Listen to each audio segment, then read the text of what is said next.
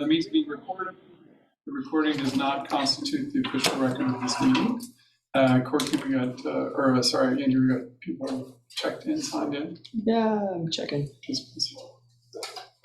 So far, one attendee. One attendee, okay. Let's see we'll start with the Pledge of Allegiance. Pledge allegiance to the flag of the United States of America and to the republic for which it stands, one nation, under God, indivisible, with liberty and justice for all. Any revisions to the agenda? No revisions. Any public comment on non-agenda items? Seeing none, we will move to approval of the minutes. I'd accept a motion on the minutes from 14th. Bev? I'll make a motion to approve the minutes from February 14th. Second. Any comments or corrections? No. Seeing none, I'll call for a vote. All in favor, signify by saying aye. Aye. Any opposed? Passes unanimously.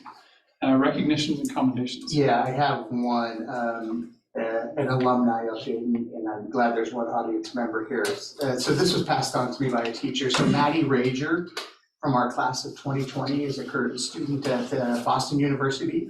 She was published co-author of a paper in Science Advances.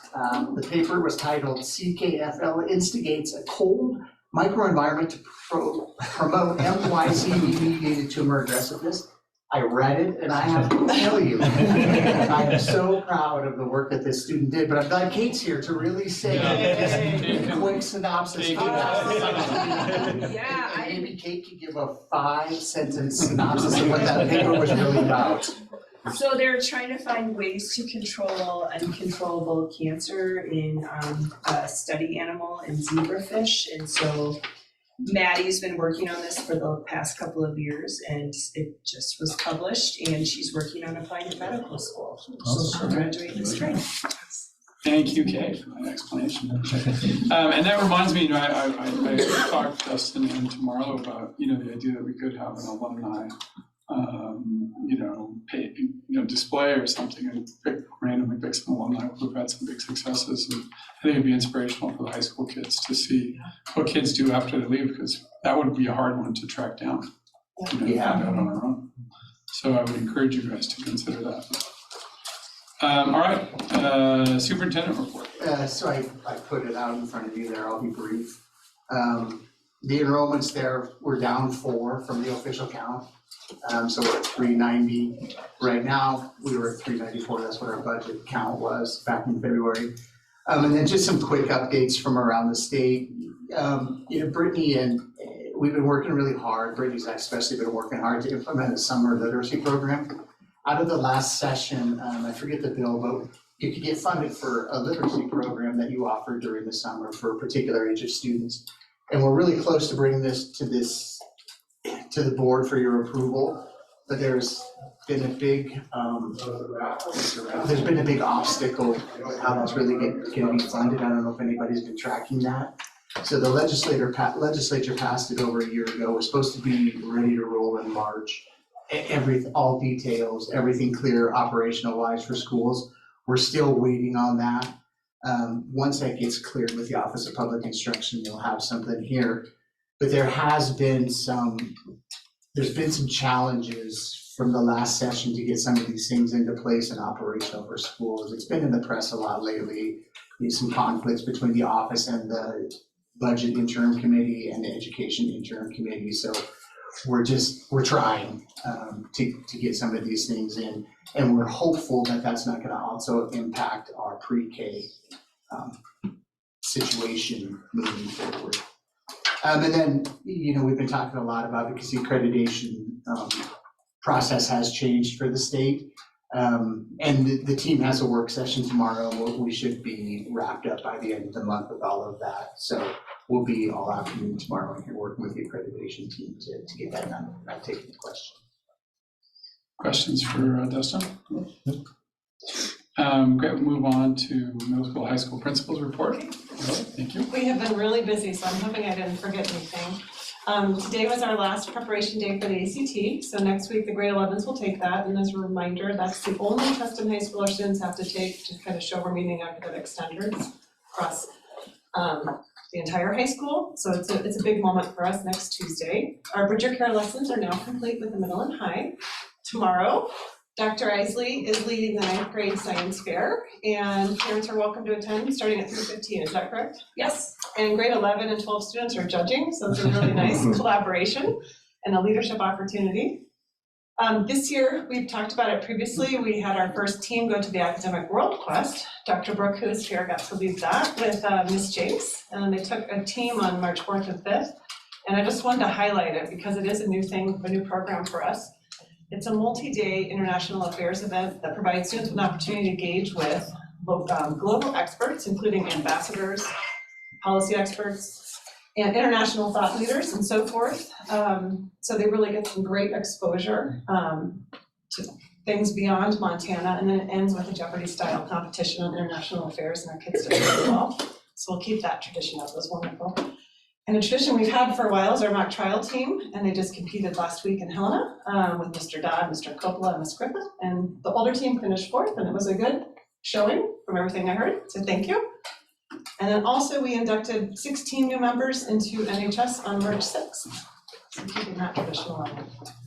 For student life, we had a new tradition merge last week with the talent show with the middle school student council under the direction again of Dr. Brooke and Logan Barker, and they put on a fantastic talent show. I don't know how many of you guys got to see it, but it was really special, and it was a great way for students to share their passions. Additionally, we had our first 8th grade expedition Yellowstone, March 6th through 11th, with Mr. Harder, Dr. Isley, Mr. Coppola, and Ms. Feldner. They took 8th grade students to Yellowstone, and from all reports, it was a huge success, lots of fun. And I think like having it in the 8th grade year, it's a great culminating experience for them as they transition to high school. We had our student council in the high school blood drive, and we were able to get 21 whole blood units, which will provide 81 life-saving products ready for distribution, so that was great. And then lastly, thank you to Lauren for helping to organize the NASA presentation we had with Justin and Kendra Cook, who came and spoke about the Europa Clipper mission, about Jupiter's moon Europa and the investigation to determine whether or not life is suitable there. So there were a lot of questions in that presentation, and they were dynamic, and it was really exciting. So Yeah, I'd encourage anybody to watch the YouTube recording of that, Yeah. which Mr. Blessing has available. It was really fantastic. I didn't get to hear the questions, but I got to see the presentations. Even Kate was impressed, I could tell. Great, thanks, Mona. Okay, on to elementary school principals report, Brittany. Nordic skiing is underway. Our 2nd grade teachers got out in the sunshine today. One probably had frozen snow in the morning, another one slush in the afternoon. But a fun tradition, and would really like to thank PTO, who is working their tail off right now. They're knees deep in planning for the pie auction on Friday. So if you haven't bought your tickets, they're still for sale. We had a great round of scrub-ins last month, which was like our informal observations where teachers get to watch one another teach. All formal observations and paperwork is wrapped up, so smooth sailing for the rest of the year. 4th grade is in the midst of planning the final Expedition Yellowstone that'll happen on the elementary side. It'll move to 8th grade forevermore, so that's exciting. That'll be the first full week in May that they'll go. And then we're in our mass testing window, and I was just going to share a little bit about MAST so that the board understands. It's something that the district opted into. It is a pilot program that the state of Montana is pretty innovative and forward thinking on. We're one of 13 states that's doing this through-year testing. So instead of having high stakes testing at the end of the year, there are multiple sessions that happen throughout the year to try to get a better gauge and a better read on student achievement. It's been an interesting process. They are literally building the testing system with us as we go. So there have been some little hiccups, but the great thing is that New Meridian, the company that's doing the testing in cooperation with the state of Montana, is really responsive to feedback, and they're adjusting to make things easier kind of as we go through all of these testing sessions and the kids take their testlets. And starting next fall, all of Montana will be part of this testing. The pilot will be done, and all of the state will be opting in to MAST. So it'll be nice that we kind of have an understanding of what that looks like before we go into that. And finally, I just wanted to say it is Libby's birthday. Here. She may have wanted to celebrate it a different way than that. So we gotta wish you happy. Thank you. And Brittany, can you tell us on mass testing, how is that going to be used, or is it going to be used in the classroom to reinforce? That is one of the big hopeful ideas, is that it provides another actionable set of data for teachers to use and to be responsive with in the classroom, so that they can adjust instruction and meet students' needs as time goes on. They want to move away from having like a big testing day where it feels like it's a really big event, to feeling more just like another, like a math test or any other test that they would take. And how quickly will they get the data back? If you do a series of tests, how quickly will the data come back to them? That's something they're working on, because there's been a lag. That's been one of the pieces of feedback I think that we've shared with this state, is because the test is actually aligned to math standards and our curriculum. So theoretically, we're really testing kids where they are and what they're learning in the classroom, but with the lag of how long it's taken to get feedback, it's not as usable information by the time teachers get it. So that's something that they're working on, coming up with a faster feedback model. And what grades would be doing this test? So 3rd through 8th. Yeah. Third grade. Yeah. Super, thank you. Yeah. Any other questions from the board? Move on to the diploma program coordinator report. Mr. Sullivan. Thank you. March is a busy month for us in the diploma program. We are wrapping up many parts this year as we prepare students for exams, as well as setting up our cohorts for the future years. So in looking at where we are, we have been focusing mostly this month on wrapping up internal assessments, which are in our IB subjects, extended projects the students work on and do a lot of developing on their own.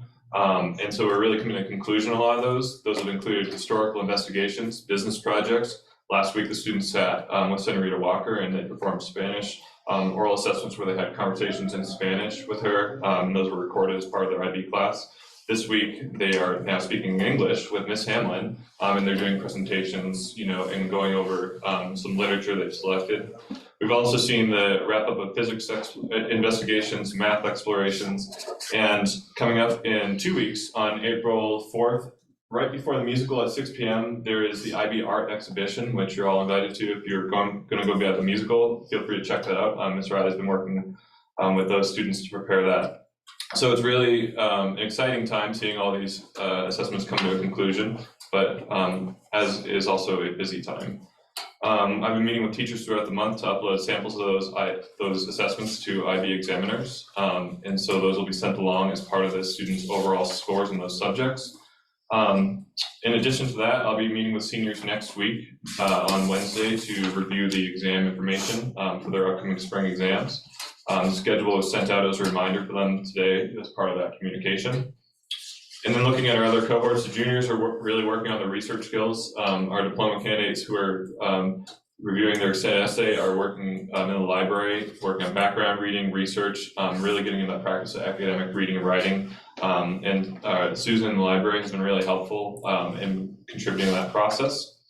And then lastly, with our sophomore group, we wrapped up their introduction to their senior pathway planning, where they're looking at course selections, graduation routes. And as part of that process, we hosted a meeting in which we went over the IB subject options, the overviews, and we had some teachers as well as current juniors and seniors come in and speak to those students about their experiences so they could learn a little bit more firsthand from those classes. Mrs. Martinez is currently in the process of meeting with those students and families to determine their enrollments for junior year. So that's where we're at. Good. And expectations are we'll still meet our 50% target? I think with this class, we should be close to that target. We're seeing how those things pan out though, as students make those choices. And testing is back to regular testing? Yes, everything is full assessment. Any other questions? Move on to the activities report with Mr. Hens. Thank you. So spring sports are off and running on the first day of spring. It's awesome. This is a far different environment than we were playing in last year, which is great. The schedules have been mostly finalized. We had a meeting yesterday where we did a lot of middle school stuff, but also finalized some track dates and golf dates with the Class B. And luckily, stepping up into Class B has afforded us a few more invites into track meets, so the track schedule's looking stronger this year, which is good news. Baseball, we've had this year with a few more teams being added, we have another week built into the schedule at the end for play-in games. So a couple of divisions get finished second or third, they play cross-division play-in games, which didn't happen last year to get into the state tournament, which is exciting.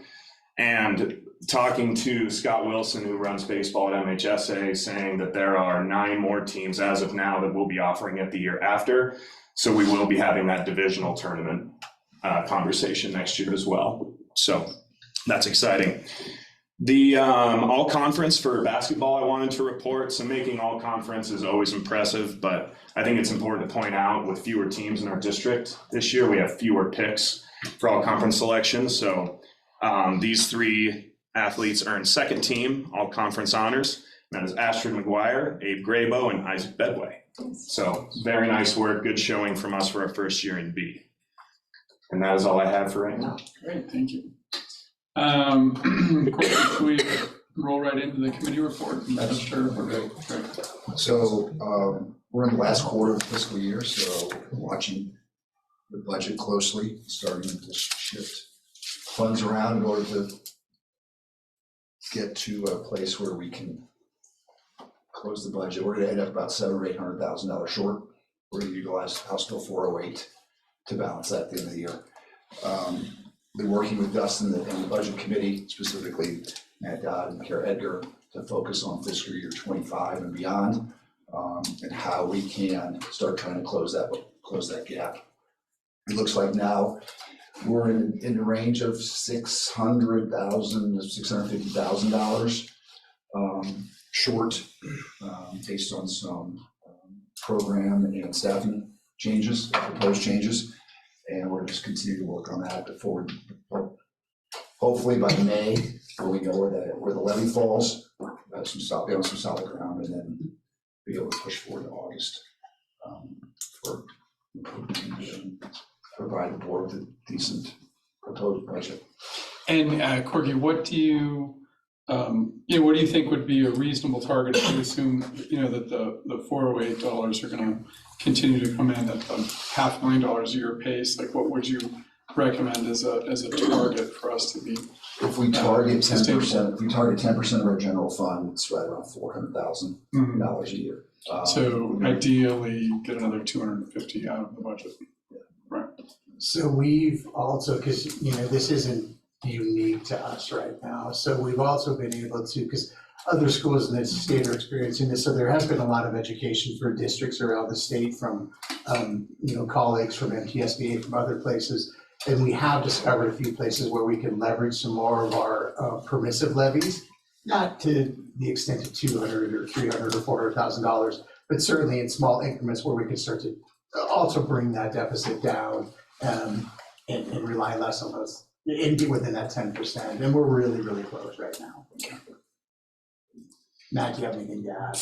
No, I was just gonna say, Dustin has been out in the community, getting as many dollars coming in as he can, and I think for everybody who doesn't know, because I didn't know this before I got on the board, we only get the same amount of dollars as every other school in the state per kid. And Big Sky costs more than everywhere else in the state, except maybe 1 or 2 other places. And so we were trying to do more with the same amount of dollars that just doesn't work, particularly when we have curricula and activities and programming and teachers that other people do not have. And so that's the big push I've been trying to get folks to understand, is we get the same amount of money per kid as Miles City and Havre and every other little town around the country or the state, but we have facilities that rival private schools. And so if we're gonna do that, we have to keep getting that knowledge out so folks understand why we're asking for money. And we have to keep getting people to give money. Because House Bill 408 has been great. We've had a lot of donors who have done that year after year, up to $1 million that first year, and then 500,000 as soon as they started capping us. But that doesn't make up the shortfall if we're trying to do what we're trying to do for our kids. Because I think we're in a bit of a unique situation and we're offering unique programming. And so if we want to continue to do that, then we have to come together as a community and make it happen. So please tell your friends and family, come and talk to us if they have questions. Ask Dustin if they have questions, but understand we're trying to do private school offerings of public school dollars, and that just doesn't work. And we're trying to move away from reliance on 408 quite as much, just because that could go away. Probably won't, but it may. So to the extent that we can be self-sufficient to some degree, big long-term picture is we got to change the legislature's mind and get the statutes changed to account for the various costs of living around the state, but that's not a short-term thing. So thanks to Dustin and Lauren and everybody else who's out there pushing the community, trying to bring dollars into the school.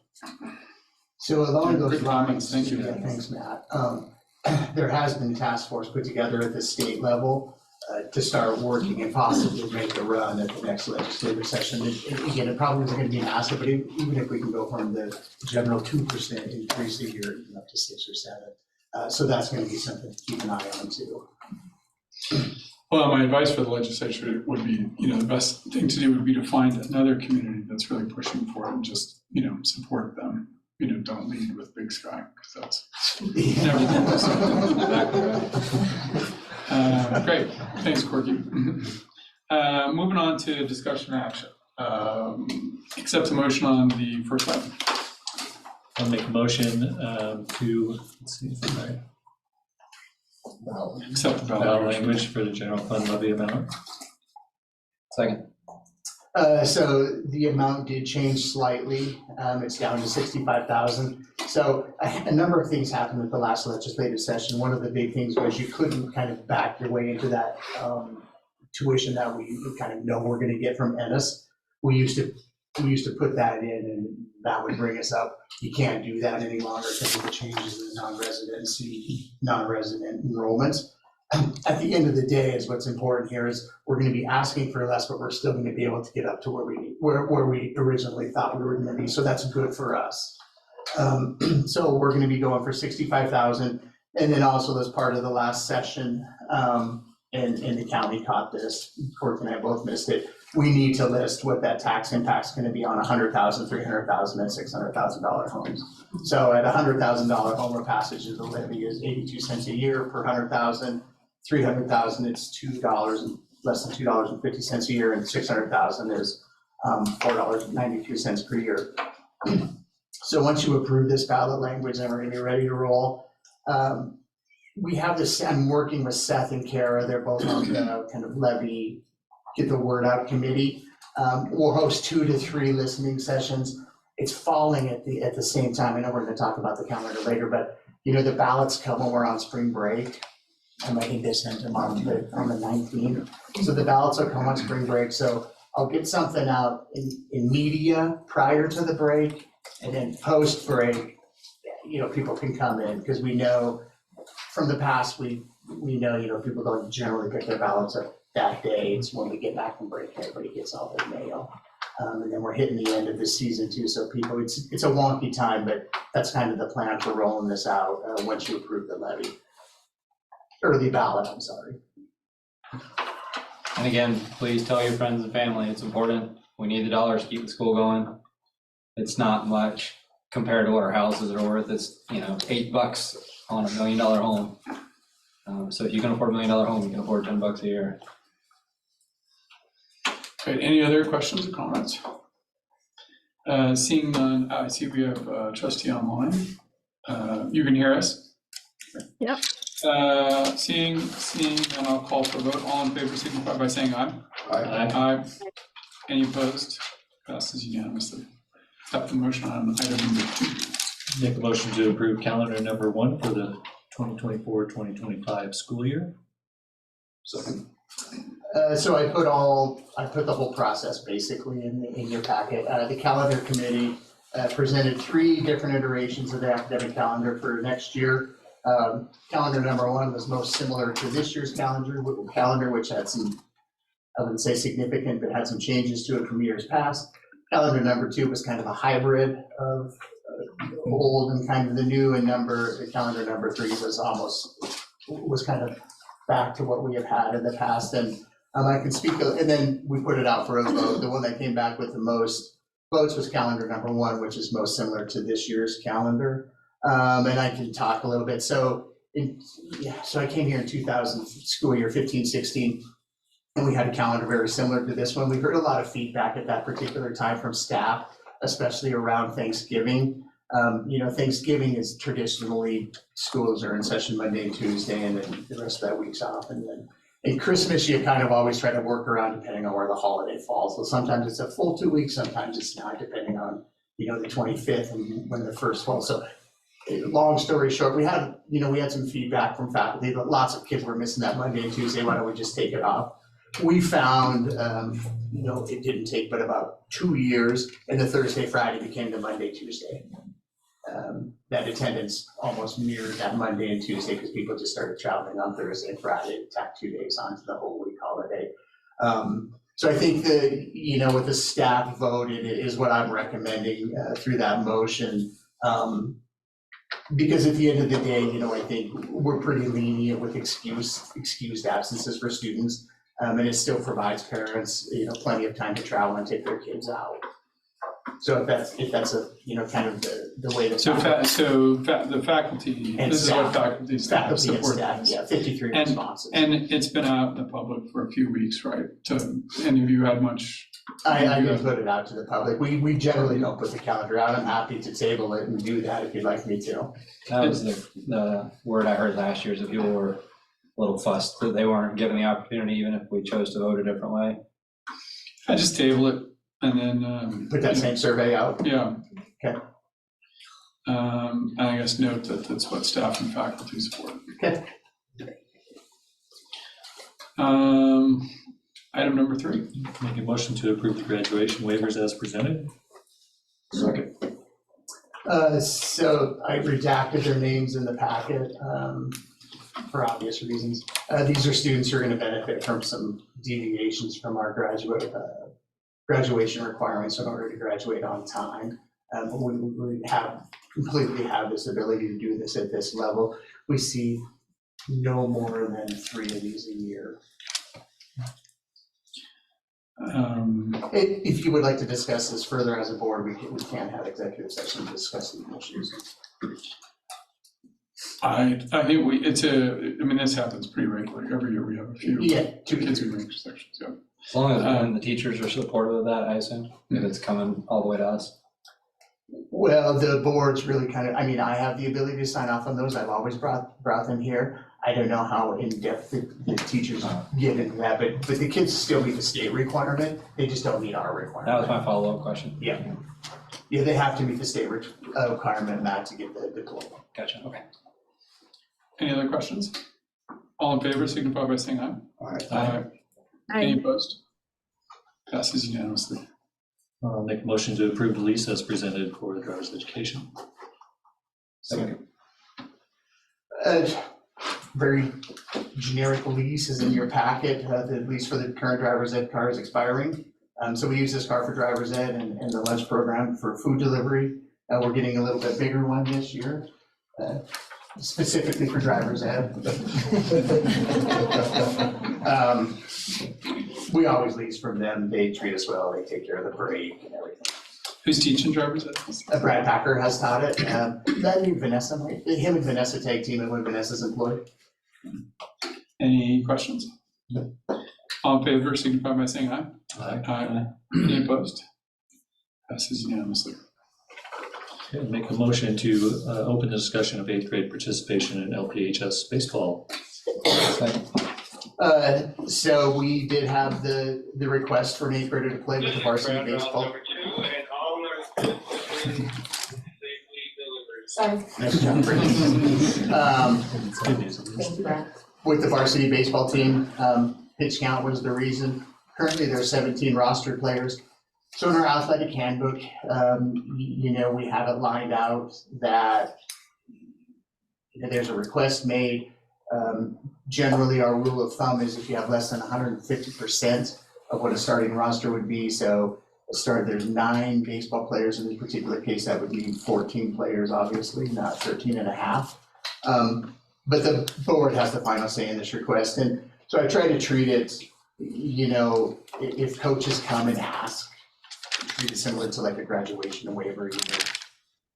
Somebody comes and asks, and then bring it to this body to make a decision.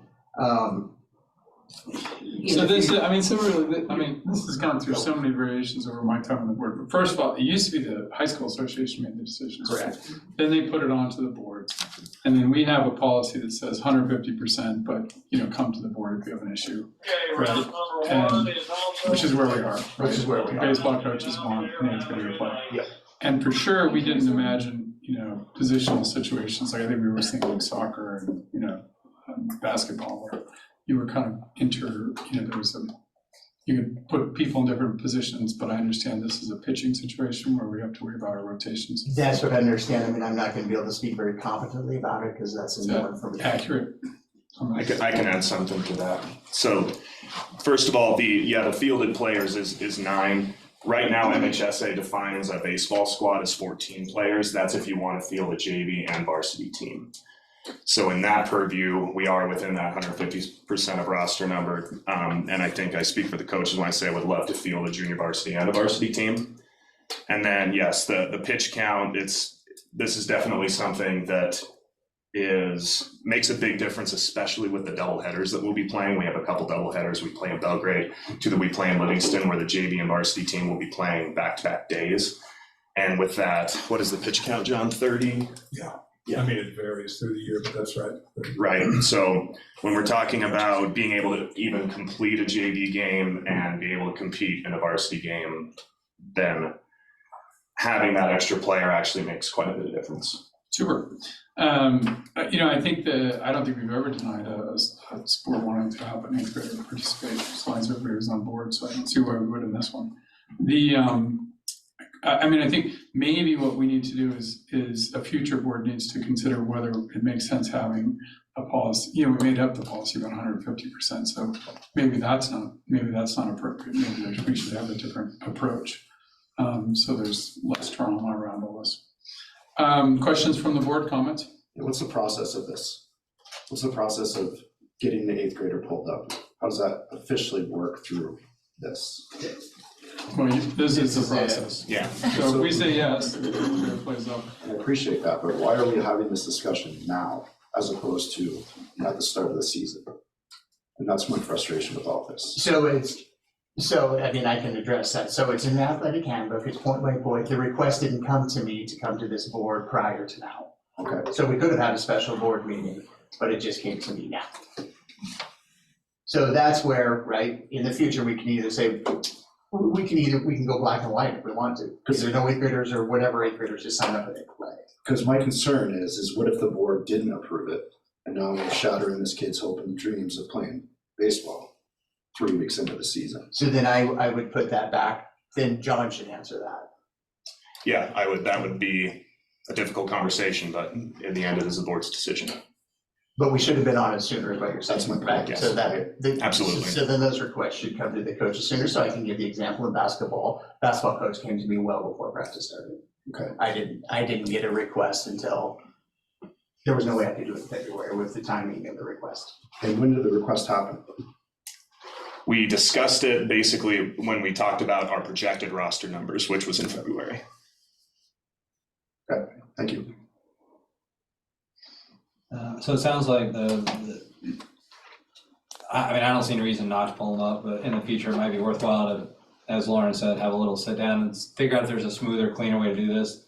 So we don't run into the issues that Trustee Barker brought up, that I we're would agree 100%. feeling last minute pressure, and parents are getting stressed, and coaches are getting stressed, and kids are getting perhaps stressed. Okay. I'm also happy to consult other schools, especially ones in our position that have this policy in place, because we're certainly not the only ones that are employing this policy around the state. But I'm also happy to sit down with the board, and if the policy needs a rework. Let's shoot to have the athletic handbook ready for June with all that information, so that we go into the summer with very clear ideas for those who have to start Sure. practice in the summer. So for now. And John, my only comment would be to also make sure we are including coaches, some sort of parents and administrators in those conversations. So there is community buy-in, and it doesn't feel like it's an arbitrary, decision being made. You bet. Thanks, Kara. Any additional comments from the board or administrators? Would members of the public like to comment? I'd like to be a part of that committee that decides. I would. So just to be clear, like, that's my suggestion, is Yeah, I think it's a that great committee gets created, but it's not gonna get created at this board meeting, but that'll be a future board, we'll set that up. So what we're voting on here is. Martin, I did have my hand Oh, up sorry. to speak as well. I would like to do that as well. I would like to say people have been denied before. That's not accurate. I've made the request before and been denied and didn't get to the board level. So I think having something like this that maybe considers more options, because I think the 150%, while probably at the time made a lot of sense, what we're seeing in practice is it's not really working. And we're getting these requests in all sports, it seems like every season. Not football. That's right. I just want to I think, like you said, it was, when we worded it, that's what, it was good, then we got to expand it. The state threw it back at us, and, we're trying to figure out what the right wording is. Yeah. So, the wording but could be- can't you, just as a last thing, can't you just adopt what the state has provided? You don't have to make additional challenges to it. You can just say that 8th graders can play. Yeah. That's an option. So can the budget person be on that committee too? We should, unlimited sports, unlimited participation. That's another 175 per kid. Well, shoot, Not a can we CFO in the vote room. for- can we vote for this one kid and get him playing, and then we can jump Yeah, into the. That's, I think, others? exactly right. I got one more comment. Okay, I don't think the process is working. And that's why I asked about the process, because I feel like there's a lot of different opinions in this room about that process. And so the process needs to be written down and validated and vetted by this committee that we're making, because we have board members contacting parents, we have parents contacting board members, and I think that's wildly inappropriate. It needs to go through the chain of command of contacting the coach contacts the athletic director brings it to the board, and follow the chain of command so we have clear, concise communication. And we don't just have all these private dialogues happening and everybody getting frustrated, and then we have 30 people in the room. That's my 2 cents. Call for vote, all in favor? So that would be. Oh, so we need a. Revise the motion now. I'll revise the motion to accept the 8th graders for playing baseball. Second. All in favor? Aye. Aye. Any opposed? Passes unanimously. Greg, item 6. I'll make a motion to approve the trip to Costa Rica for Lone Peak High School students. Second. We discussed this kind of as a general idea last spring. Our Spanish teacher, Mariel Walker, is taking a group of kids to Costa Rica over spring break. Chaperones, 10 students, two chaperones, and then they have an in-country chaperone as well. It's a great opportunity. And that comes to the board because the kids are going out of state or out of country. And how are we paying for it? Just fun, they fundraise. Totally fundraising. Yeah, they did a good job there, Great so I think that they ran the concessions for basketball and made Nice. quite a bit of money. Nice, super. Any other questions from the board? All in favor, signify by saying aye. Aye. Any opposed? Passes unanimously. Make a motion to approve the MOU with the Greater Gallatin as presented. Second. So that was in the packet too, exact same as last year. They would like to hold their Kids Link summer program here on campus. We really don't have any responsibilities here other than the facility use. And as with last year, I recommend we waive the facility fee, as this is really valuable for us, for our community and for Gallatin, Greater Gallatin. Questions, comments? They cover insurance on it, they have a policy that runs with it. Yeah, so everybody who fills out a facility use agreement, which they obviously do, provides us with insurance. $1 million liability rider. All in favor? Signify by saying aye. Aye. Aye. Any opposed? Passes unanimously. Make a motion to approve the Heaven and Earth Grocery Store for LPHS. Second. As the synopsis was in the book, this was recommended by Patty Hamlin to become part of our English curriculum. Any comments, questions? No surprises in this book? Shouldn't be controversial. All in favor? Aye. Any Right. opposed? Passes unanimously. Make a motion to approve the pathway as presented for high school diploma. Second. And so this is we've been working as part of the last strategic plan, kind of put together a pretty flexible way for students to achieve a high school diploma. And I think Marla has a short presentation to give. I'm working on it.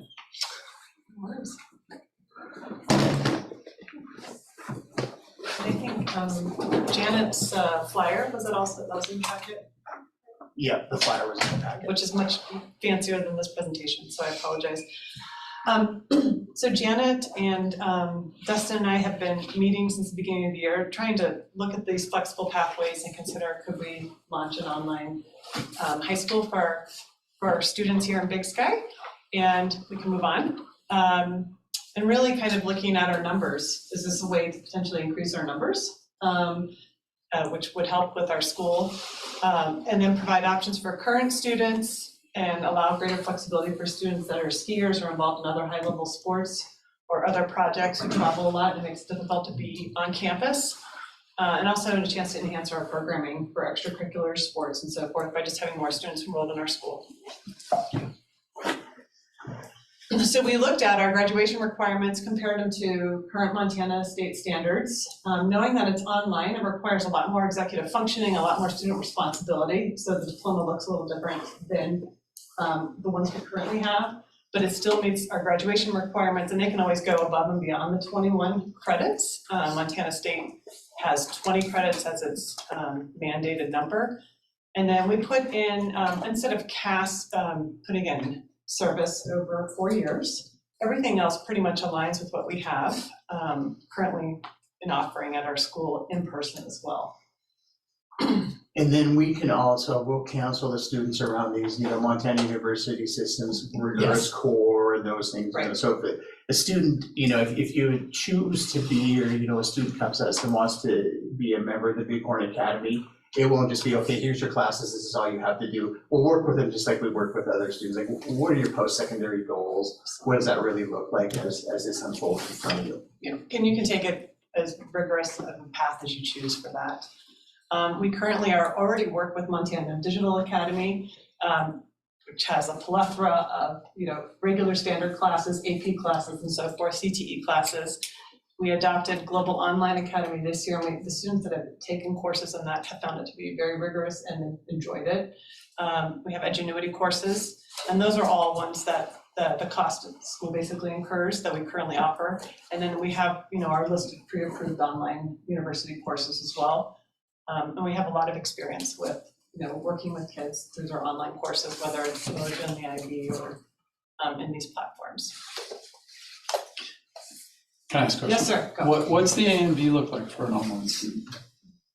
Fiscal note, 100%. And how do they measure, when you turn up at school, I know how you measure participation. How do So, if a student's taking a global online, I'll just walk through those three options, okay? Right. So if a student's taking a Montana Digital Academy course, you have to be enrolled in a school district in the state of Montana. Hmm. So if a student comes and they want to take they take three MTDA classes, the Global Online Academy, we have to enroll that student. So all the enrollment runs through our office, regardless of any of those three.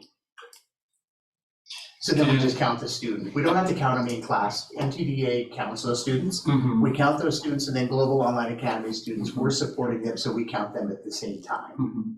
It's not the button, the seat anymore. But is there by semester, do they need to show a certain number of credits? Because, what if a kid wants to take 2 courses and ski the rest of So the they'll have to stay in good standing with us. So they have to meet our standing measures. Right. But for this, they could go for a regular diploma and they don't have to go for it. And if a kid finishes at the semester of their senior year, we get to count them the second semester as a full. Actually, I think that will back up to their junior year as well. No. No. So they finish in 3, it's done. It's the 3 and You 3 just have one class. 3.5, we get that. And so, do they need to be at, Lone Peak High School, for instance, at all? Could they be entirely digital, other than checking in? We wouldn't probably recommend that, but it would depend on the student, but that could be an option, yes. And how's, okay. And how are we going to broadcast this to the community? Because it should be a pretty powerful motivator for the really intensive ski or athlete or travel parents. Right. So we've got the flyer that's in your packet. And then my intent is to have Jack Reedy at one of our future meetings like soon. And then get in and explore Big Sky. And then, there's a lot of people here start talking about it. Mm-hmm. The families have to own in the district or anything else? What's that? The families have to be residents of the district? Well, we don't have residency requirements anymore in the state of Montana. There's a little bit more paperwork, but the short answer to that would be no. The more sophisticated answer would be there would be some additional paperwork things that we would have to do. But I think it could work. Is there any benefit to advertising outside our local area to try and get people in just to get the A and B coming in? Possibly if we were to offer some, if a kid could pursue the IB diploma, I think you might see more. Can you get to full IB using Global That Online? would be too hard. No, not using the Global Online.